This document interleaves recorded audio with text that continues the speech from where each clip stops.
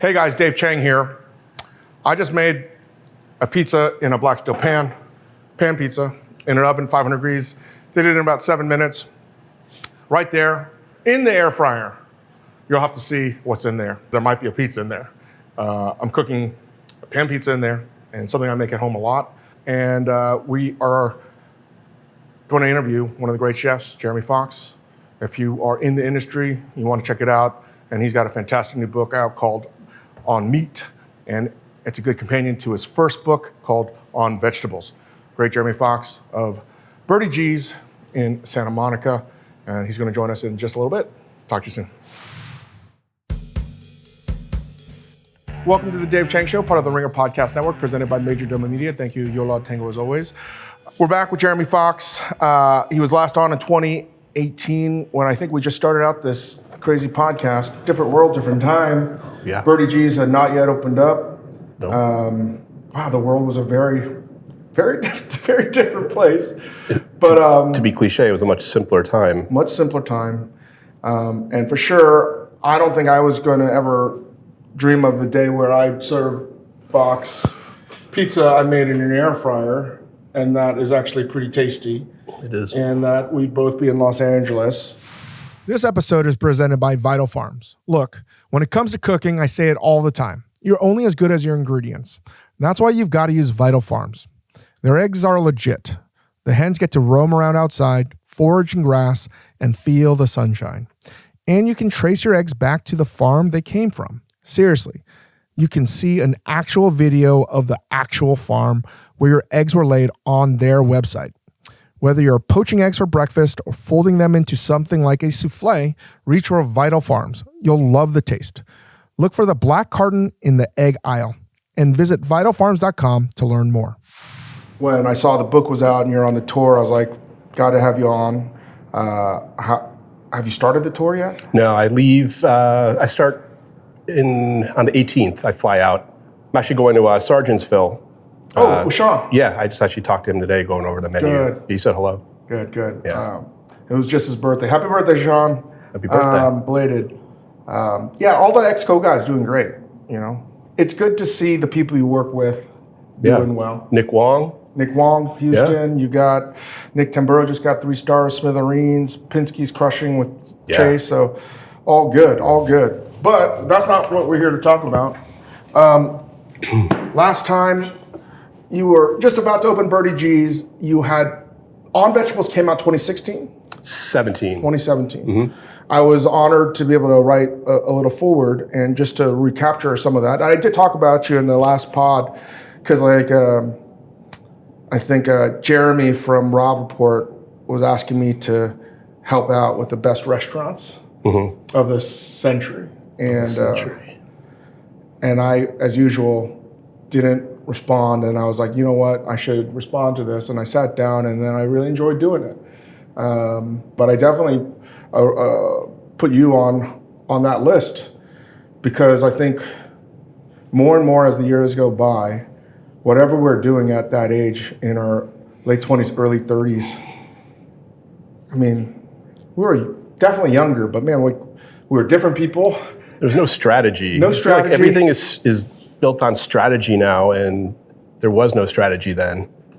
I think maybe we were just too, I don't know, it just wasn't there. Everything seemed unknown. Yeah. And it was in that sense because our mentors were still just becoming sort of named chefs in their own They right. weren't influencers. There was no blogs at the time, no social media. It was still sort of the last of cooking before it became cooking today. Mm-hmm.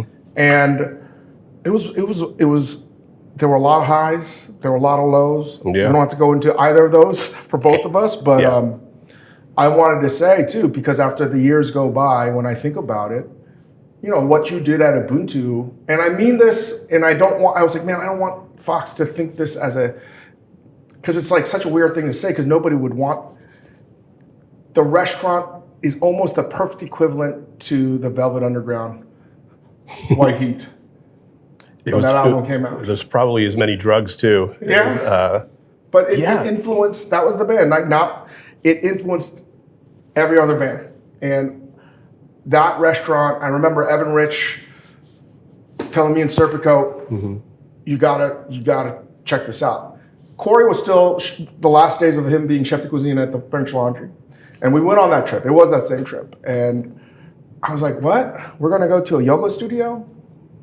Fuck you talking about? Evan's a New Yorker. I trust him. I remember cooking for him too. Yeah. And Evan's like, no. And Sarah was like, no, it's really good, his wife. And I was like, all right, let's go check it out. We're going to eat at the French Laundry. We're going to check out this other spot. I think at the time that was pretty common. Like you went to Laundry and you went to Ubuntu if you were visiting from somewhere else. Right. But that time it was a very different Laundry because Corey's menu was very different. Besides, yes, you have the normal classics, but again, that period of time pretty fucking cool if you think about chefs doing things that had not really yet been done, at least here in America. So in retrospect, very exciting times. And I'll never forget, it was that kind of experience where you don't know anything about it. Nobody was really writing about it. Maybe there were some blogs, right? You had like Chuck Eats, you had a couple others. You had, who's the guy from Kansas City, that blogger? I can't remember. Anyway. I don't know. I remember Chuck, but. Bunch of people were like talking about it.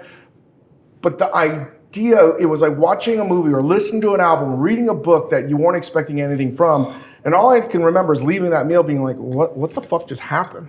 I was pissed off because I wasn't there. I was cooking for Ellen. For Ellen and like 10 other women in Carpinteria. All that matters is your team crushed it. Yeah, that was a great team. Great team. And I couldn't understand what the fuck happened. It was one of those moments where you're like, I didn't eat any meat. This is what happened. And I can't tell you that doesn't happen at all. Maybe my first meal at Mugarit's, but you're expecting that. I didn't know anything. And I don't think that's ever happened since. I think my version of that was the first time at Stone Barns, where I didn't want the meal to end. Like when dessert started coming and I got sad because I knew that it was coming to an end. But Stone Barns has, pedigree, Rockefeller, Ubuntu, upstairs yoga studio. Yes. You're really your head farmer as well, growing your own things. Yeah. You've taken the distillation of David Kinchad Manresa, who took a lot of the distillation from Passard and turned it and morphed it into... There's definitely some bra in there, some... there was a book that came out around that time from Flammarion called Vegetables from 40 Great French Chefs. I wish, and that's the problem about trying to remember these moments in time. And I feel the same way when we talk about 2006 Sambar, 2004 Noodle Bar, and opening a co. I'm like, part of me is like, yeah, and the other part of me is like, yeah, we've moved on. But I'll never not talk about it because I think it is such an instrumental, monumental moment in American gastronomy. Because it was. You didn't know it at the time. I don't think anybody did. No. And I cannot stress that enough. You may be listening to this being like, I've heard about this, but I don't know anything about it. I assure you, much like the Velvet Underground, it influenced the chef or the chef that worked for that chef, and they might not even know it. I think there's a little aspect of that that's lost though, because even cooks, like my cooks now who pay attention to what's going on around them, don't know like Wiley Dufresne. They don't know chefs. They don't know like the history. They don't know how we got here. But yeah, I know it's like, when you're young, you think you know everything, or you don't necessarily feel the need to learn the past, but there's so much there. I keep changing the subject. No. and I want to move on, but I just want to impress again that I felt that is easily, I think it's the most important restaurant since 2000. Oh. And I don't say that because you're here. I spent a lot of time thinking about that. I think it was like neck and neck for me between WD-50, Wiley Dufresne's restaurant, and yours. The reason, Wiley really, he changed plating.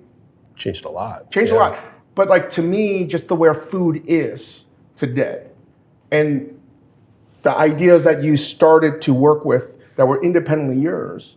And you can find a lot of those in the first book, and some of them aren't here, even though they're meat. But your philosophy was a breath of fresh air. And it was exactly what Wiley did. It was like you guys are on the opposite ends of the same spectrum, right? Just how I think Ferran and Heston are on the same spectrum of, Passard and Gagnère. They're just on the same field. You and Wiley are on the opposite ends, in my opinion. Wiley brought a lot of the modern techniques and he Americanized them. You brought a lot of the... Yeah, we had no modern techniques at the time. No, but you were bringing continental Europe of Passard, Bra, Kinch. You know, and putting your American Napa Valley spin on it. And I was like, when I was thinking about that, I was like, oh, you two are the bookends of the past 25 years of American gastronomy in terms of original thinking. I'd also put Josh Skeens there. I put Corey Lee. But in terms of true influence, I know this because your meal was revolutionary to Rene Redzepi. I remember that. And I remember talking to him about it. He's like, man, and I talked about it too. I think the one dish that everyone talked about wasn't the peas. Carrot. And carrot. It was the carrot, the oxheart carrot. Because everyone cooked meat and it was in butter, but nobody tried to take meat and genuinely treat it. Well, I think that's what the thing was, is I think, you can't control how people respond to what you do, but I think what connected with people about the vegetable cooking at Ubuntu was that it was guided by meat cookery. And I kind of talk about it in the beginning of this, is that this book kind of should have been first, but because I had become obsessed with pork and charcuterie, and then Ubuntu happened, and I was like, let's give it a shot. And that nose to tail is what informed the seed to stalk cooking. We don't have to go. It's just like some things can't be sustainable, right? And it just wasn't. And I'm just happy that it existed. It was a period in our lives I think were hard for both of us, everybody in the industry. It was just fucking hard at that time. But to me, when I see this book, and I'm going through the PDF, so I'm excited to actually hold the physical pages because I think it reads differently. I'm seeing the same philosophy. It's the same. Nothing's changed. The mind is still there. The ideas are still there. And it wasn't the fact that you were just cooking vegetables. And I think that's what I really wanted to talk about is, Jeremy Fox, he makes fucking vegetables. I was like, no, he can cook vegetables really well, but it's the thought process that I think people need to focus on. Yeah, and even the thought process, to me, my wife gives me shit. She's like, the things that I think are boring and commonplace that I do, she's like, no, that's actually really cool. Like that technique or that idea. But to me, it just, because it's always in here, it seems old. I don't feel that way, but yeah. You could have made this easier for yourself. Sure. So that's what I really want to talk about too. Okay. Because this is sometimes, when I mentioned last time I talked to you, it wasn't a fight, it was just a disagreement. Because I was like, Jeremy. It was about making salt? Yeah. I've come around a little bit. The last few years definitely make me see what's important and what's not. And I've also just kind of noticed that I think with tasting menus, people care about the creativity and the voice behind it. But for a la carte, I don't know it doesn't seem like people really care. They just want something that's good. They want it to taste good. And they don't necessarily care about the creativity. I think if younger or cooks that are just starting out, I don't want to ever be ageist, but cooks just starting out aren't interested in the history, why would diners ever be interested? I was interested in the history when I was younger. Yeah. I was reading about all the chefs. We didn't have information. We had to fight for it. Yeah. You know? Like, who was telling you what when you're in Atlanta? It was whatever you could find. Yeah. I think that has a huge element in I think if we were the 22-year-old cook would be the same, I think. I would imagine. There's just so much information available. Yeah, I thought about chefs as back then as I did like baseball players, like having their baseball cards. I knew the chefs in the different cities, and then eventually I knew the chefs who came from those chefs, and it's just really interesting. You know everything. Yeah. You know their dishes, when they made that dish, who was in the kitchen when they made that dish.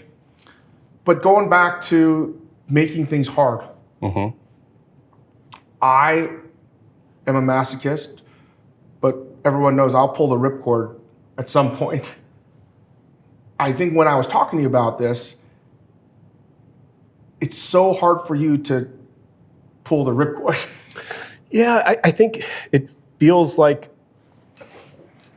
and again, this is my perception, that if I were to do a book where I was just phoning it in, it would be obvious and everyone would tell me, you phoned it in. And I can't have that happen. There's nothing about this that are phoning it in. This is exactly I would expect a recipe in a restaurant given to cooks. Yes. And that's what I need people to understand. Is like, you go through this, like, this isn't made for somebody that is trying to make it like... Well, Fiden keeps putting as the subtitle, modern recipes for the home kitchen. And, I don't think there's recipes that have, there's one recipe that has 14 sub-recipes in it. I mean, this is a very thoughtful book. If you're a home cook and you want to be challenged, this is a book, and it will make you a better fucking cook, unquestionably. Yeah, I think it's also a hybrid, though, because, I'd say throughout the book, you don't have to make the creme fraiche in this recipe. You don't have to make salt. You don't have to make the ketchup. If you want to, go all in and go for it, but it's not necessary. It's just the way that I work. It is the way you work, and that's why I'm always like, man, like I wish I would like, and that's where I feel like just shut the fuck up, Dave, because it is your process. It's a process, and it seems like everything you tell me within a year or two, it becomes true. So because I think one of our mutual friends was like, hey, can you talk to Jeremy, tell him to stop making his own ketchup? And I'm like, he's not going to listen to me. Ketchup's easy though. The salt is a little much. The salt is a little much, but that's the thing. I think finally cracked Dijon though. We cracked Dijon mustard. All right. You know how hard that is? I know. That's why I'm like, I'm never gonna. It's just your process, man. That's it. And my restaurants are like, also struggling, so there's that. I just think it's a different time. Yeah, it is. And I think part of it is they don't know. You either are going to play the game or you're not going to play the game. Mm-hmm. And if you've been listening or watching, I think it should be pretty self-evident that Jeremy takes the road less traveled, and oftentimes he's going to take the road that nobody's fucking traveled. And it feels like it used to pay off, and it doesn't feel that way anymore. So that part is a little frustrating because I think I've gotten better. I think but we more weren't focused. About street cred. How much did we were when we were young cooks about street cred? Like, oh yeah, you weren't. I wouldn't do any sort of like. I wouldn't sell out. There was selling out, and selling out was bad. But not only it wasn't even selling out. It was getting respect of your peers. Yeah. They may not like your cooking, as long as I think respect was, I think ultimately what people wanted is what I wanted. But I do remember having a lot of conversations about that too, about at what point do you get recognized for doing it the right way? I have a small contingent. Like I don't have the your following, but it does feel like that's what the things that make my life harder are the things that people connect with in terms of my food. And,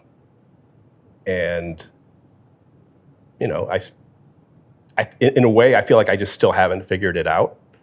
I always feel like I'm close to figuring it out. The next step, the next level. And then as soon as I do, it's like, it just gets further away. So yeah, I think I haven't figured it out yet. And I thought I would have hoped that I would have by at this point, but it's still going. I just think some of us are incapable. Now, I'm incapable of like, I can't open the same restaurant twice. Mm-hmm. I can't.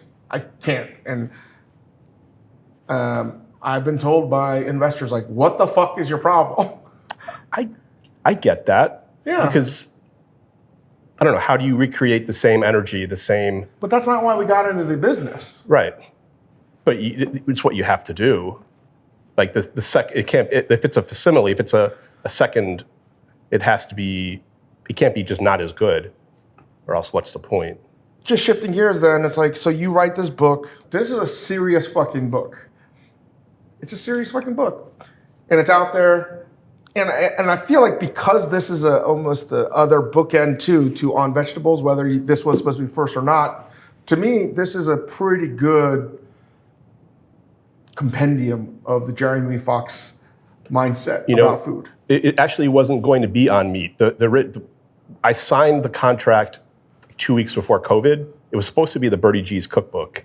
And once everything happened, I was like, I don't know if this restaurant's going to be here by the time this book is out. So this actually kind of started as like an inside joke. And then it was like, actually, no, I really want to do this. This is the book I want to do. So that was kind of a pivot, over. Well, it leaves you room to do Birdie G's. There's recipes in here from Birdie G's. Yes, exactly. And by the way, the stories in each recipe are just a lot of memory. I wanted to do that instead of a long big intro. Like On Vegetables had a long intro, but there was a lot more to tell at the time in a really short period in terms of the rise and fall and rise. A lot of the recipes you'll see in there are kind of based on nostalgia. They're takes on things like stroganoff or. But that's what Birdie G's was. Yes, exactly. It was your family. A lot of what you grew up eating, nostalgia. Yeah. Matzo balls. Matzo balls, hamburger helper, stroganoff, hamburger helper. I got a sloppy Joe recipe in there. Frozen dinners, yeah, exactly. Mm-hmm. I mean, we're about the same age now. If you've been in this business long enough, I know we have the same conversations. It's like, it ain't the way it used to be. No. And it's good and also bad. Mm-hmm. And I would love to hear your thoughts, because I'll just start and maybe you agree or disagree. And I don't love the business like I used to love it. I still love it, mm-hmm. but I don't love it unconditionally. Yeah, it's been a rough 5 years, and a lot of what's happened in the last 5 years has been fight or flight. It hasn't been necessarily based on my 30 years of experience. This is what I'm doing now. It's what do I need to do now? What, I think in earlier times it felt a lot more free to just do whatever, and it seemed like that worked. That, like at Rusty Canyon, having a menu that changed every day, that month to month was unrecognizable, that worked. And now it seems like people want the same dish to be there every time you go back. What would you say most Americans and most diners, whether you're in LA or New York, want to eat? They would like to be seen as eating, they eat this kind of food, but what do they actually want to eat? Well, I think I think it mirrors social media. People want you to see this facade on social media, but when they're not on social media, I guess I always say the heart wants what the heart wants. The heart wants cheeseburger. It wants pizza. Steak. I always want steak. I could eat a steak every day. The heart wants what it wants. It wants ice cream. But have we really moved from being a steak and potatoes food country? Yes and no. Yes and no. I don't know. I think there's been an overcorrection, or not even know if it's a correction, but there's been an over change in the last several years that, in terms of the business, in terms of how you're running the business, in terms of how you run a kitchen, that I think is not permanent. I think for a few years after COVID, I kind of felt like I wasn't able to push my team as much. Like I wasn't able to push the cooks. I think was part because, the world was burning around them. People were very sensitive. And I think all that kind of made me kind of take it easy on people. And I think the last maybe year and a half, 2 years, I've kind of gone back to pushing a little bit more. It's different than it was 20 years ago. But I felt like I was failing my team by not setting the proper expectations of what things are like in other restaurants. Like I didn't want working with me to be this la-la land where there was never any conflict. There has to be balance. Yeah, and then they go off somewhere else and they realize that they were sheltered. I wouldn't want that to happen. I think you just summarized what every chef feels. Yeah, right? I think so. It's just the truth, right? It's everybody wants to operate in a more enlightened way, but that change is hard to adjust, and a lot of that change happened overnight. We don't want our cooks to put up with what we had to put up with, but it's got to be something. There has to be something that's like that. It's still tension. a physical manual job. Yeah, that has constant deadlines. Like every 3 minutes, there's a deadline. There's a deadline. This can't wait for tomorrow. It sure can't. Definitely, it can't wait 4 minutes. And do you think that some of the new entries into cooking see it in a different way because there's so much content around cooking? You have the bear, you have all this, so they know way more about the life to some degree. Yeah, with Hell's Kitchen, and there was no insight into what the life of a chef was when I was growing up. There was like Julia Child and like Galloping Gourmet, Martin Do you think Yan. there's a disconnect between now that they have an idea that whatever kitchen you're doing, your romantic vision of being a cook is never going to be what it actually fucking is? Yeah, I think even more so now. I think people, young cooks, I think they expect instant gratification and to be a sous chef within 3 months and to have their own restaurant by the time they're like 27. How long were you supposed to stay at a restaurant when you started 20 years ago at a restaurant? A year minimum, 2 years ideal. What happened if you left under a year? If you left under a year, don't put that chef on your resume because they're going to say, yeah, came in, trained him for 7 months and then left. And it wasn't blacklisting. I did that. I left places earlier, but most of the places I stayed for, I worked with Mike Lotta for like a year and a half, and then in Charleston. Yeah, and then Mike Lotta's the chef at Fig. Yeah, he was great. But today, when I see the college portal transfer system in NCAA sports, I'm happy that athletes are getting paid. Mm-hmm. They always should have. But I'm also, has the product been diminished to some degree because now there's just only optionality? I think there needs to be a happy medium there because I agree for what those athletes bring to the table, they should be paid.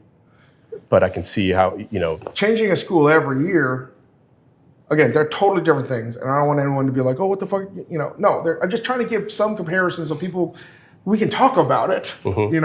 I think part of the problem is we can't talk about these things with fear of getting in trouble. No, but if you have short stints on your resume, it looks like you aren't probably a good team player, that you're probably tempestuous and you probably reactive. You're there to learn a recipe and just get the fuck out, which is what everybody wanted when they went to a restaurant, I think, to learn how to make a few recipes that you really wanted to learn, but you couldn't learn them until you got to the station. Mine was never in that respect, because I didn't work at you worked at like Danielle, and like the places I worked with Mike Lotta, who he's the one who, ingrained in me about local produce. So I never worked in other than Manresa, I didn't work in the temples of gastronomy. I think it's a good thing. But I think that's also why Manresa was so appealing when I did stage there and I saw what they did, and I was like, this is different. This is this is I need to learn how to do this. I don't know what's to happen. And that's why I've actually been following the college football or NCAA sports program, because if they can find a compromise between giving the freedom for the student athletes to go where they want to, but not sort of making it impossible to keep anybody. Yeah, I feel like in college you should stay with the team. I don't know. My favorite players were players who played for one team, like Ryan Sandberg played for the Cubs the entire time. Jeter was on the Yankees the whole time. You just made a bunch of Cubbies fans happy. Right on. The people who played, Chipper Jones played for one team. We sound fucking old talking this way. Sure. I think there's got to be, I don't know what it is, right? And nothing's going to come out of the restaurant industry, so this is old guys just talking about, it could be like this, but how many people in your kitchen have been with you over a year? Yeah, it's probably like half and half. Like half are people who have been there for a year to several years, and then it seems like half is always kind of in flux. And it's more so since COVID. I think people are moving around a little bit more. I think part of it is like culinary agents. Like I used to have to, send a resume by mail to whatever restaurant I wanted to work, and now you can just go on culinary agents and apply to 60 restaurants at one time. When you were at Manresa, how many people stayed there under a year? Oh, you don't stay there less than a year. You're there at least 2 years. Yeah. Mm-hmm. To get an entry into Manresa was damn near impossible. Yeah. Even as a stagiaire. Well, it's 5 cooks. You think like I'm sure eventually there were more, but when I started that there were 5 station cooks. So it's a small team, and very rarely did something open up. I lucked out. Like I literally showed up unannounced to stage on a day that someone no-showed. And my life is different because of that. And again, just to refresh, when you get to Manresa, you're at Los Gatos, California. Have you ever been there before, that area? No. What did you think? I was like, wow, this is a rich neighborhood.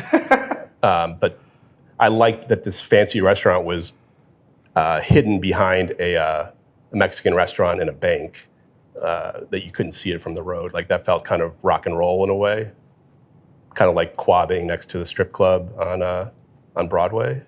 But that's very Kinch too, right? Mm-hmm. A little bit left to center. Yes. And what did you feel? Because I love talking to people when they have that formative instrumental restaurant moment where like, I have to be here. What did you feel when you're like, I don't know why, I've never seen anything like this, but I have to be I think here. I felt relief because I had moved to San Francisco, and I got here 2 days before 9/11, and was like trying to find a job and I couldn't quite find the place that I really loved.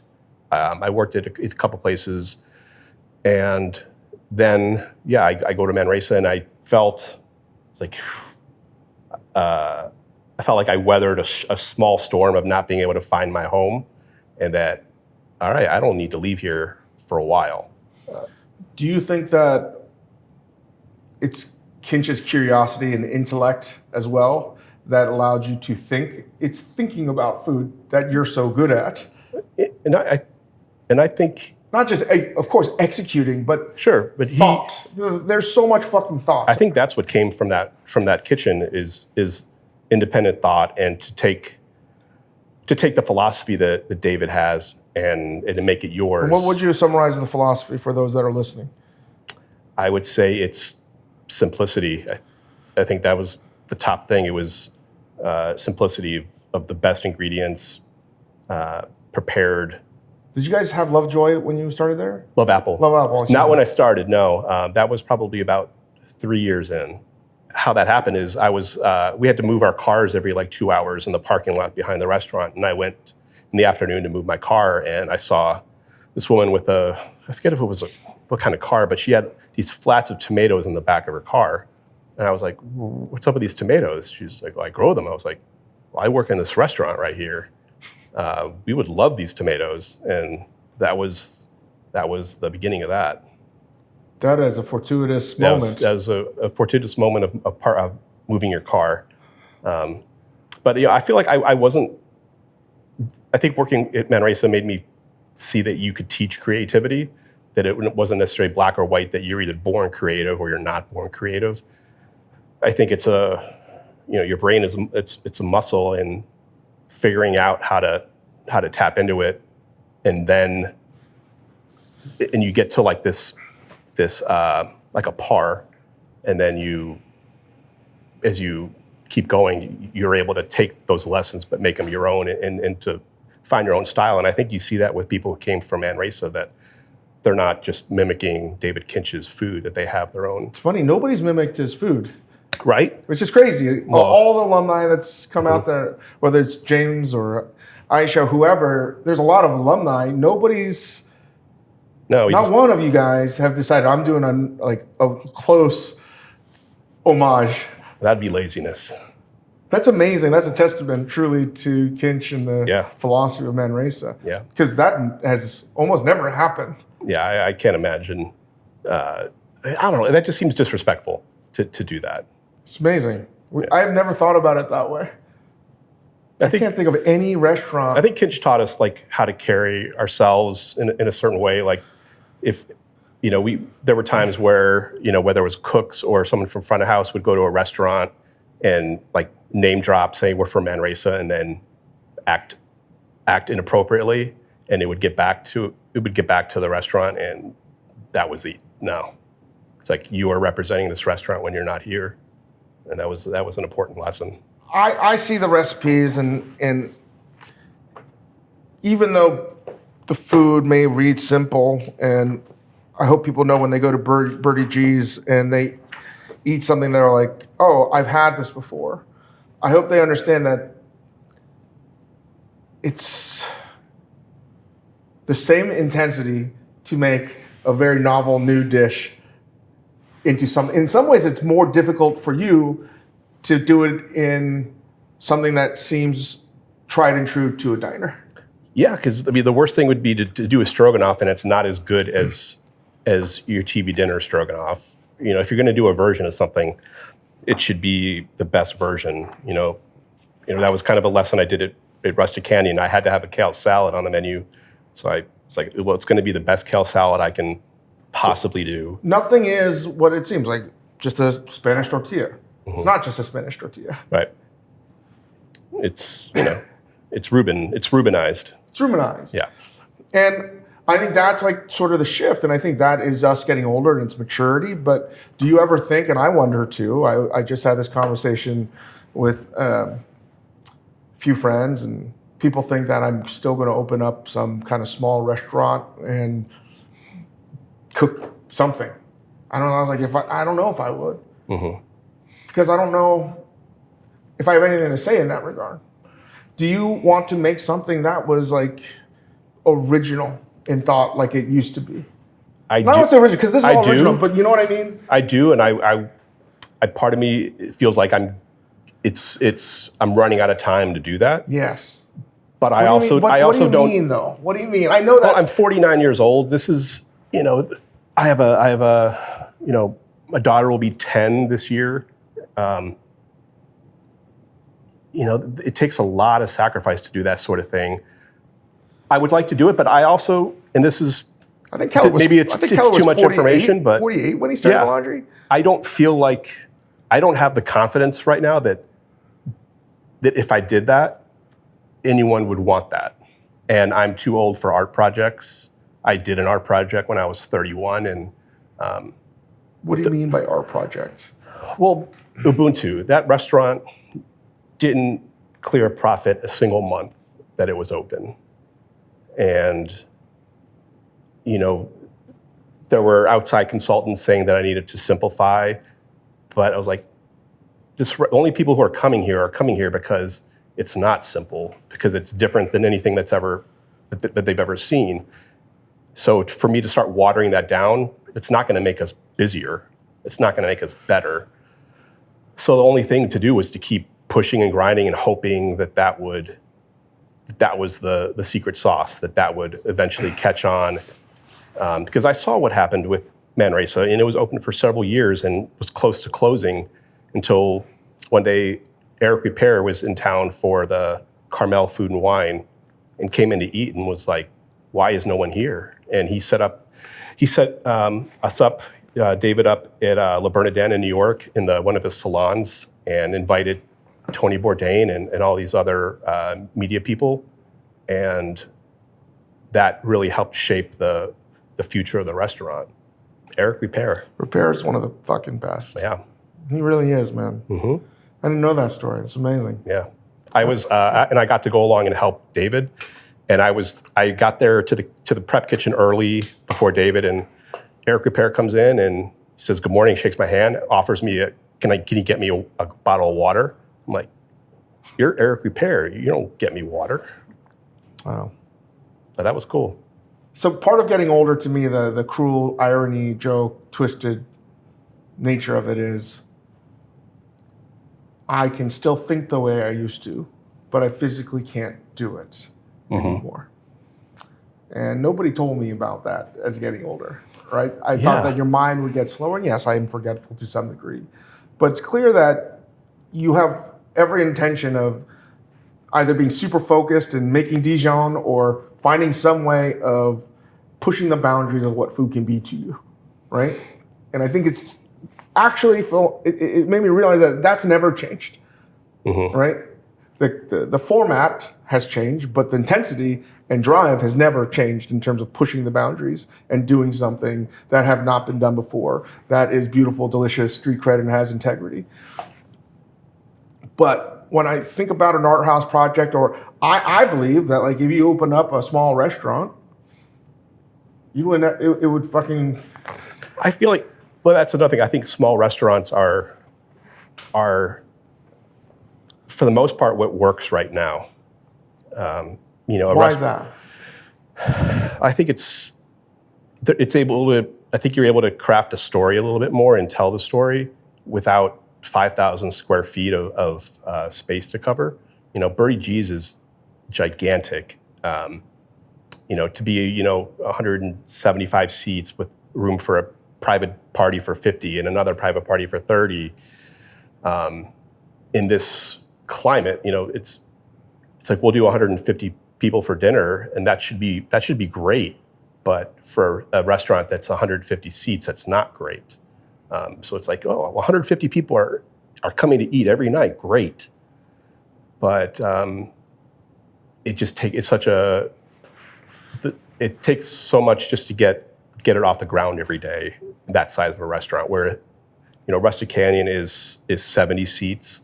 I think that's kind of the cap right now. Like I think 50 seats, 40, 50 seats is. But having a small restaurant means you're tied to it. Means you're there all the time. The ceiling is low. Mm-hmm. Yeah. You have a higher floor, but the ceiling's, so it's a ceiling that hurts your back after a while, literally. Yes. Yeah. I mean, I used to be able to be in the kitchen, 15, 16 hours a day the whole time and you used to work the fucking farm. Sure. Now, I'll do a charcuterie project for like 5 hours, and then I feel like I'm going to collapse. So that's why I wonder: is it a mixture of a fear of what the public might want, fear of is it too small or too big to be sustainable? Is it our physical bodies breaking down? I think part of it is also I feel we owe it to our staff, to cooks who are cooks that come to work for us. If we're not in the kitchen, I think they want at least occasionally to be able to do projects with you, and that's honestly my favorite part is like the mentoring and to kind of identify talent and nurture that and to see how it blossoms. And I see cooks who I had a cook who showed up like a month into COVID, never worked in a kitchen before, 18 years old. He just wanted to hang out and cook. And he spent 5 years at Birdie G's, and now he's with Sean at Darling, and like he made his luck. Like he worked hard. Would you rather hire a cook that has a lot of experience at good restaurants or one that has zero experience but Great attitude. Just, I will fucking run through a motherfucking wall. Attitude, ask questions, curious. I would much rather have that. How often does that happen? And can you develop that nature? Or is that just, I think you can. I think if you see someone, you see someone work, and occasionally you're like, wow, that person's on a different plane, and that, I think that can kind of trigger something inside of you that makes you work harder. I think for me that was James Ciaba at Manresa.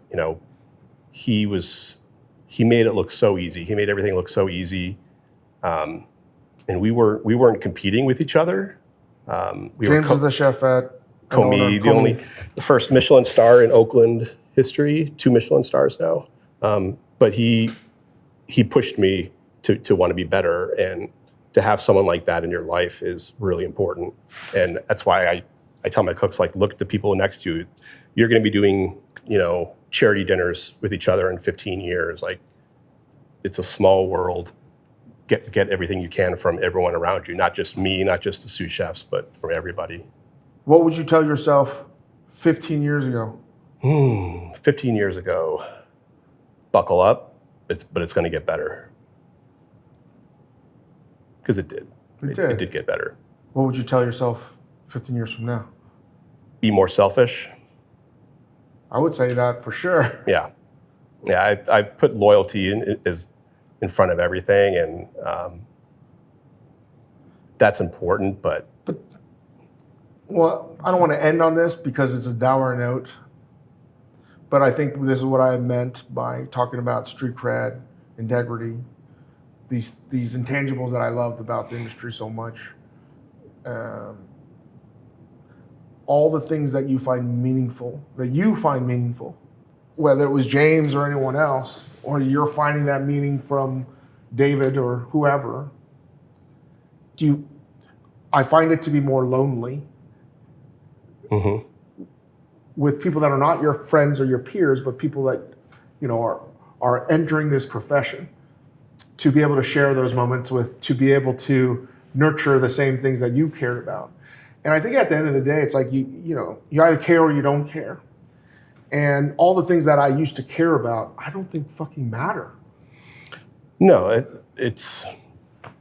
And that's disheartening to some degree. I think I've accepted that point, all that at this point. Like, I think where I am now is there's already been kind of the grieving process of what was or what could have been. So I look at it much more matter-of-factly.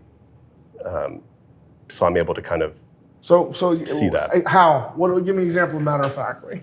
I don't always want to be the guy who's down on himself, but I feel like the chances of me becoming more successful or more relevant are statistically behind me. We had this conversation. I feel like we've had this conversation before. Probably. I know we have.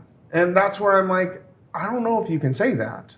I think it's more that the last few years, I've done so many things in terms of cooking, of what will be the answer, and nothing has worked, to where I've just kind of, not that I'm done trying, but it's a little disheartening after, I think I created my own style, my own voice, and that worked for however long, and then it feels like it stopped working. And that's what I don't care about getting accolades. I don't care about attention. It really is just, what can I do to kind of keep going in this field, to still be able to cook the way that I do, and to be able to create environments that people want to be in, whether that's as a diner or as a employee. April 1st, you did a hell of a Fool's Day joke. Yeah, that wasn't even my best graphic design work. But how many people were like, what? A lot. And mind telling everybody what happened? So yeah, for April Fool's Day, I created a news graphic. I said I did a graphic that said Birdie G's was just purchased by Hillstone Group, and my quote was, "This was always the plan." And it was part of me. I do these April Fool's jokes every year. Part of me was maybe like subtle manifesting of things, because I would not be upset if Hillstone wanted to buy Birdie G's. I was like, oh, that was like, once I read the date, I was like, oh, but before I read the date, I was like, that's fucking sick. Yeah, exactly. But a lot of people thought that was real. Man, I think dude. Yeah. It seems like that would be a pretty good fit in the Hillstone universe. I would be completely happy with that. I would be happy too. Yeah, It'd be fucking amazing. Mm-hmm. So it was April Fool's joke / wishful thinking. It's funny how many people I talk to that are chefs with their restaurants that would be like, oh yeah, just to have like a normal job would be fucking sick. Yeah. Part of me feels like I'm not wired for that. No. But grass is always greener. Sure. Yeah. But listen, I tell everybody that you have always been one of the very best. You are one of the most original thinkers, one of the great teachers, and I put you on a very rare list for me of cooks, chefs that changed the game. You know, like WD, Corey Lee,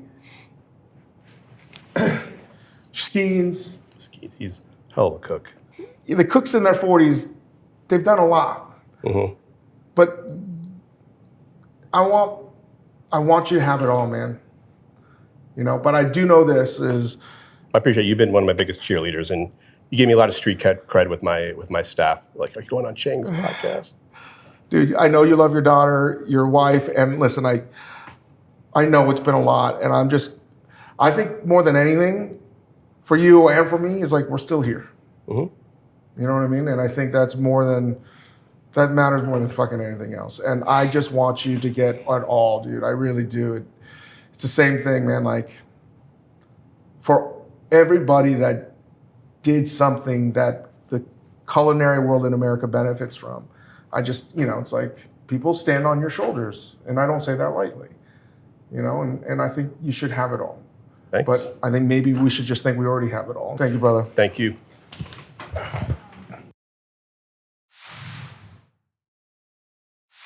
I'm going to make some pizza, and just a explanation. 2019, I never really cooked at home. When I started dating my wife, I never cooked at home. I didn't have plates.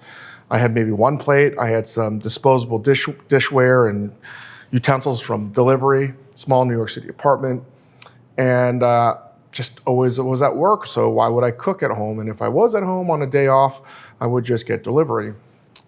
And before that, cooking was not a thing. I didn't grow up cooking, you know. I just never really did. So I never had concepts of cooking at home. Started cooking professionally, did some baking and cooking school, but for the most part, I never really baked bread in restaurants, made pizza. Yes, you make pizza in family meal, you have an idea, you know how to do it, but in no way would I say I'm in the capacity of doing it, being a great baker or a great pastry chef. You know, having worked with the likes of like a Karen Damasco and a Christina Tosi, and they're just knowing people like Alex Stupak and Sam Mason, and the list goes on and on. Like, pastry chef and bakery get oftentimes intertwined. They're very different professions, but I don't know any pastry chef that's not a fucking great baker, and I don't know any baker that actually can't do a lot of the pastry. That being said, I just never baked that much. Yes, I knew how to make steamed buns and things like that, but you know, the world of baking bread is pretty fucking massive. So Grace gets pregnant. I start cooking for her. I start learning hacks, trying to make food as fast as possible, microwave. And then March 2020, the world ends. My son turns 1 and pandemic starts. And like everyone else, you're sort of stuck trying to make shit at home. And I remember flour being such a pain in the ass. And I got a big order of Karen Mills farm flour. I had like a fucking 80-pound bag of flour. And all I did was start to make really bad bread. So from March of 2020, pretty much till this, still, I make a lot of bread now at home. Made a lot of bread, probably in the mid-teens, that turned into Bing bread, that turned into the bread you might see at Major Domo, turned into the bread that you see at Bang Bar, at Momofuku in Vegas and in New York. But I was more interested in the world of the breads that came from Asia, and not from continental Europe, because the world of bread is really divided into two technologies. Ovens that you actually place the bread in horizontally, and then breads that are either griddled or stuck on like a tandoor or an oven. And that's sort of the bread that I was really interested in. That was seeded when I was in Beijing in 1997, and I didn't understand why I couldn't find any rice. Yes, there was rice, but there was more bread. And that sort of changed my whole perception of what, Asian food is. Oh, it's not all rice, it depends. And there's a long history of making bread that came from China down to Korea from, hundreds and hundreds of years. Anyway, it's not why I'm here. Not as digressing more than normal, but to go back to March of 2020 and all of this flour that I had, I didn't make sourdough. Fuck that. Like, that's just too much work. I'm always going to make yeasted dough. But I made a lot of different bread. Always made a lot of flatbread. But anything that was traditionally leavened was not something that I followed recipes. I just would continue to do. And inevitably, if you make bread, you start making pizza. You start making focaccia. And I made a lot of bad shit. But I promised myself, and if you've listened to this podcast, you know when I'm talking to Yang, I refuse to ever fucking take any measurements. I wanted to get good, like when I see somebody older that's a baker or a grandma or grandfather that's making bread and they just throw shit together, it comes out beautiful. I wanted to get to that skill. That, in a world of precision, and that's what baking bread is, to do the opposite of that is my cup of tea. So I was like, there's a lot of time. Let me just sort of drunken master it. And that's sort of how I developed the pizza that you're going to see right now, which, quite frankly, I've never seen, because I don't think anybody would have done it that way. And one of the pizzas that I really grew up eating, again, it wasn't Domino's. My very first pizza, actually, was Pizza Hut. And I really have an affinity for that small personal pan pizza. We'd get as a family that supreme pizza, and I remember my older brother being like, fuck, I hate the mushrooms. I don't want the bell peppers. I just want pepperoni. So we'd always get two. And I just was like, this pan pizza thing, is this pizza? Because is all pizza like this? I didn't know, but that's what I'm gonna make for you today. I think it's underrated. I also think the pan pizza Domino's is fucking delicious. I think one reason why a lot of people like Detroit style or Sicilian style is because it does have that pan fried texture on the bottom. We get that really crunchy, yeasty bread. And that's what I'm gonna do today. And I'm gonna tell you right now, I have no idea what the fuck I put in here. Yeast, flour,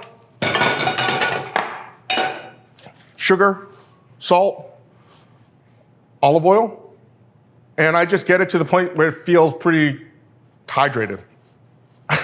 It's the most asinine thing I probably have ever said on this podcast, but just follow pizza dough. If you don't want to make this, just make it with store-bought stuff from like Whole Foods or something. But I'll do a sort of very lazy way. I'll mix some stuff together. I won't even feed the yeast, and I'll just roughly mix it together and then keep it in a bowl covered in my fridge for like 3 days. And then usually start that on Wednesday. I might make this on a Saturday afternoon or Sunday afternoon. Take it out of the fridge, portion it out, and that's where I'm at right now. So, I mean, it's more water. Again, I actually don't know how much water. I actually just put it under a sink and judge from that amount, which is, I'm sorry, completely useless for most people watching or listening. That being said, I developed this really perfected it over the past couple years because I don't have a pizza oven. We're going to get one in my backyard, and I'll start to attempt to make more traditional Neapolitan style pies. But for the time being, the pandemic and all of my bad bread making, I think, has culminated and distilled in what I'm going to show you right now, which is just lazy, sloppy dough, right? Which is simple, quite frankly.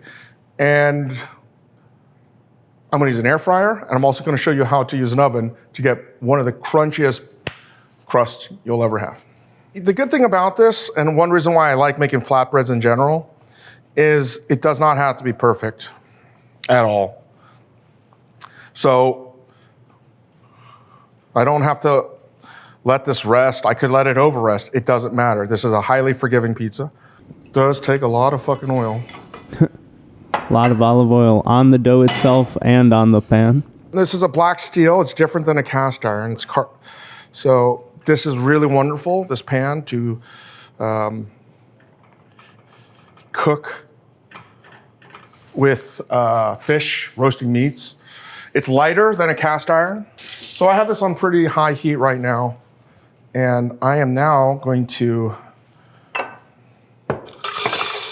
sauce this. We got some Bianco pizza sauce. Season. Got my cheese. Do you like a white pizza, Dave? I do like a white pizza, but you know, it's not something I'll make too much. I'd rather make like a focaccia. I think that's not true. I love white pizza. It's just I have no fucking reason why I don't make it. So pepperoni. And I like putting Parmesan around the crust. I love that stuffed crust shit. I love that. I also love it when there's something to dip the crust in. Ooh. So. Do you have a favorite of those dips? Are you a marinara guy, a garlic guy? I like it all, man. I like it all. So we're gonna get that super crunchy. And while that's working, I'm gonna work on trying to cut this up. So while you got up that bell pepper, I found a few crazy pizza stats. Shoot. So there was a study that found that Americans consume roughly 21 pounds of pizza per year. And I was shocked to see who we are second to. There's only one other country that consumes more than us. Who would consume more than us? I'm gonna pop this in a 500-degree oven. Should take about 6 minutes. Canada. No, but for some reason I associate these kind of, but Norway? Wow, Scandinavia. Interesting. Yeah, apparently big pizza fans over there.